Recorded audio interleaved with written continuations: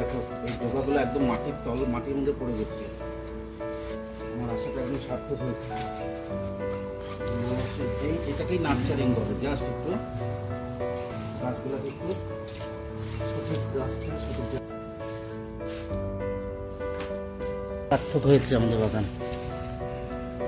ছিঁড়ে ফেলি।